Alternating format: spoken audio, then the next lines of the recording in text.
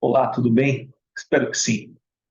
Meu nome é Antônio Minhoto, sou advogado, professor de direito e eu estou com esse canal agora no YouTube e atendendo até um pedido aí dos alunos, né? Eu tenho alguns alunos, vários alunos, né?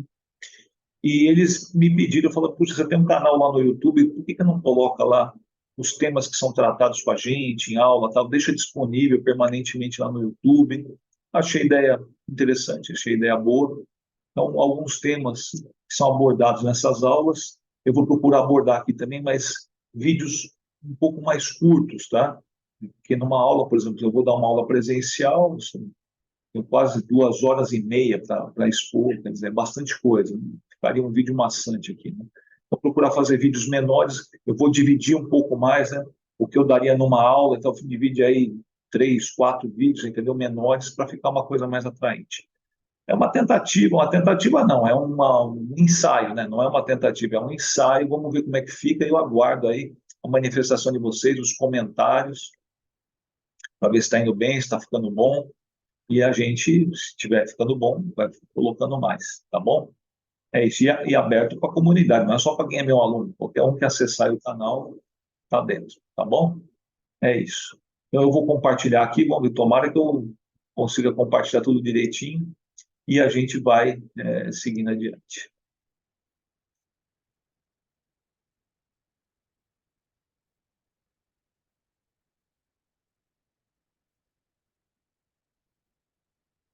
Muito bem. Estou compartilhando aqui agora, espero que vocês estejam. É o que eu estou falando, né? Como eu estou fazendo isso aqui sozinho agora, não tenho muito como saber se está ficando bom, se está por vir, se o som está legal. Espero que sim, vamos aguardar, né? E é isso. Pessoal, qual que é a ideia então dessa aula? Vocês estão vendo aí 30 slides, mas eu não vou, né? Como eu disse na primeira aula, não vou, vamos cortar isso em coisas menores, né? E veja, nessa primeira aula nós vamos conversar um pouco sobre o que é direito. Há muitas abordagens possíveis de serem feitas. Você pode falar, puxa, mas está falando de direito privado, mas é que quem me conhece sabe que eu gosto de dar uma referência para o aluno, sabe? Eu gosto que o aluno saiba de onde veio.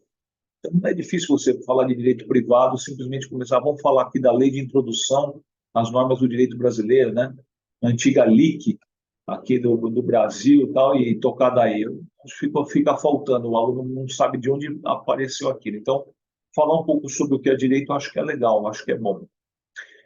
Muito bem, então vamos lá. O homem, e é algo que é dito desde sempre, como eu coloquei aí, ele é um ser gregário. O que significa exatamente ser um ser gregário? Significa que ele é impelido, ou ele naturalmente busca viver em sociedade. E eu trago aqui um raciocínio, né, uma frase do Aristóteles, imagina, famosíssimo filósofo grego. Ele dizia que o homem busca que um homem que busca viver alienado da comunidade humana é um bruto ou um deus. Quer dizer, alguém que não tem nenhum tipo de evolução, uma evolução muito rudimentar, ou, ao contrário, é alguém que é tão iluminado que o convívio em comunidade, que o convívio em sociedade já não representa mais nada para esse ser. É uma visão interessante, né, do Aristóteles, ele colocar dessa maneira.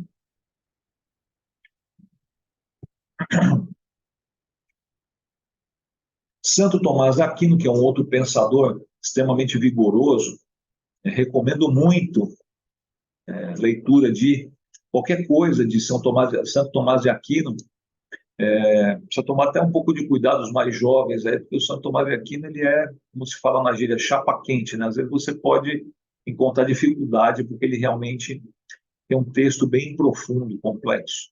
Mas ele diz o seguinte, ó, analisando a questão, ele listou 3 possibilidades de fundamento para a vida humana fora da sociedade.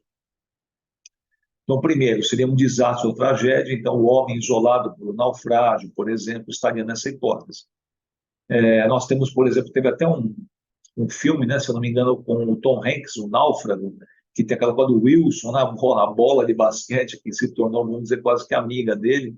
E ele, então, está numa situação, o avião que ele está, uma empresa de entrega na qual ele trabalhava, simplesmente cai no oceano, no meio do Pacífico, e ele consegue se refugiar numa ilha, fica por ali muito tempo até ser resgatado.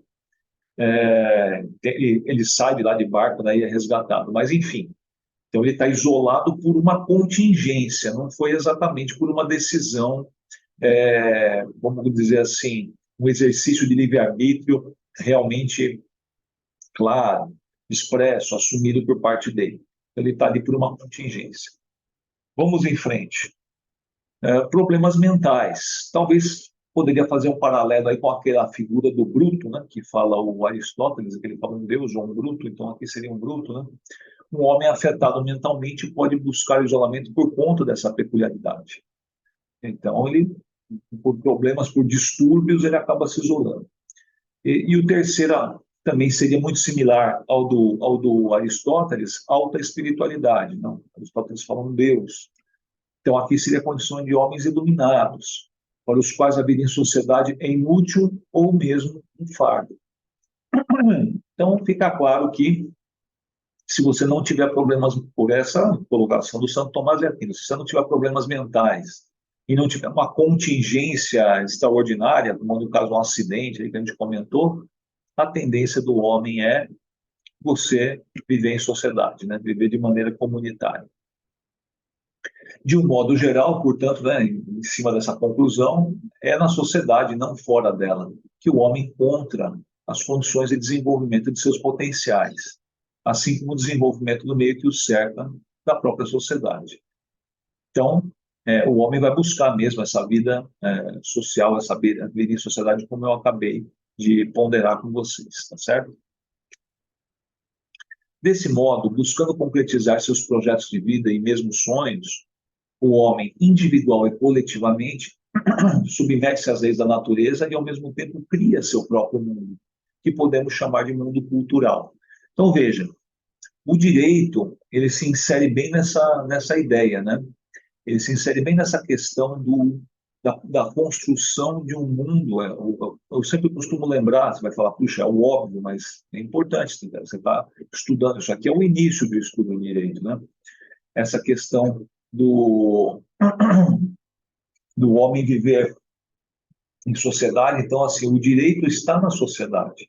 Tem até um dito latino que eu acho muito interessante, que é aquele ubi societas ibius, né? Onde está a sociedade, está o direito. O direito é uma manifestação eminentemente social dentro da sociedade. Então, eu até costumo usar uma frase, né, dizendo o seguinte, que o direito ele é uma criação humana voltada para lidar com problemas ou questões humanas, direcionado para seres humanos, para resolver essas questões também humanas. Então, assim, é um universo completamente humano, diferente de você ter uma ciência, áreas do conhecimento que a gente chama de duras ou exatas, né, poderia falar, sei lá, física, biologia, em que você tem manifestações assim mais fenomênicas, a gente chama, né? Não é propriamente um universo criado pelo homem, é um universo onde o homem se insere, e tem inclusive as suas próprias regras, digamos assim. Então, no caso do direito, ele está dentro desse mundo cultural.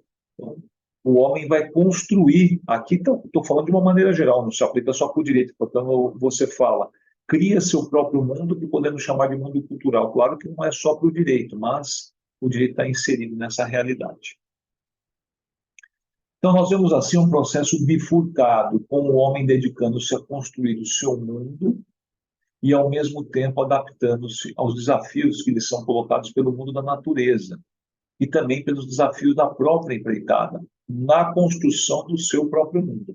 Aí você vai ter, podemos chamar assim, de uma imbricação entre esse mundo cultural, esse mundo que é totalmente humano, 100% humano, e aquele mundo que é da natureza. Então, o homem está lidando com, por exemplo, a chuva é uma manifestação fenomênica. O vento, as tempestades, enfim, as contingências da natureza, isso são manifestações fenomênicas, sei lá, a lei da gravidade. Então, o homem ele se insere nessa realidade e interage com isso até uma certa medida, até domina alguns aspectos, outros não conseguem, outros ele simplesmente se adapta. Então, você não impede a chuva, mas você se adapta a ela, você se cobre, usa um guarda-chuva, ou usa aquela água de uma maneira direcionada para os fins que o ser humano achar que são cabíveis. Então, quando ele se coloca aí, adapta-se aos desafios que lhe são colocados pelo mundo da natureza e também os desafios da sua própria empreitada, porque para construir esse mundo cultural, esse mundo totalmente humano, como eu coloquei, ele também tem os seus desafios, óbvio que sim. Isso a gente vê constantemente. E tudo isso para construir o seu próprio mundo dentro dessa realidade que o cerca. Graças a esse duplo movimento, o homem desenvolve, vai sendo colocado frente a dificuldades, obstáculos, desafios, então ele vai ter que desenvolver o quê? Persistência, força, determinação, foco, em alguma medida, né? Sem o que não conseguiria nem alcançar nem desfrutar de nenhum de seus objetivos previamente traçados. Dentre esses, o de viver de modo equilibrado e justo. Então, veja, aí nós chegamos mais claramente no direito. Dentre os vários objetivos que o homem tem, dentro desse chamado mundo cultural, mundo que ele construiu, um dos objetivos, uma das questões é viver de modo equilibrado e justo. Então, que aí se aproxima bastante da ideia do que é o direito. Então, o direito busca realmente ele procura se aproximar de um conceito de justiça, muito embora a gente vai ver que não é tão simples assim. Então, você buscar o que é o justo e também esse equilíbrio da vida em sociedade. Então, ele busca concretizar isso também, enfrentando esses desafios, essas dificuldades, como a gente acabou de colocar, o que vai, por sua vez, estimular essa persistência, força, determinação, foco para alcançar os objetivos dele. Justamente para conferir segurança e estabilidade ao viver social, o direito deve lidar com o exercício do poder, seu eventual mau uso, desbordando aí já para o arbítrio.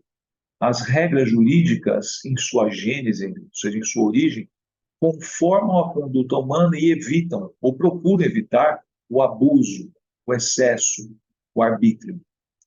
Agora, pessoal, para a gente falar sobre isso, nós já estamos aí já com 11 minutos de aula.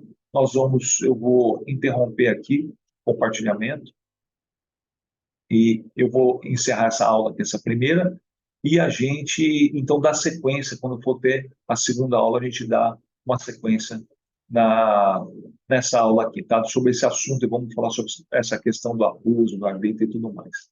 Tá bom? Pessoal, tchau, até a próxima. Valeu!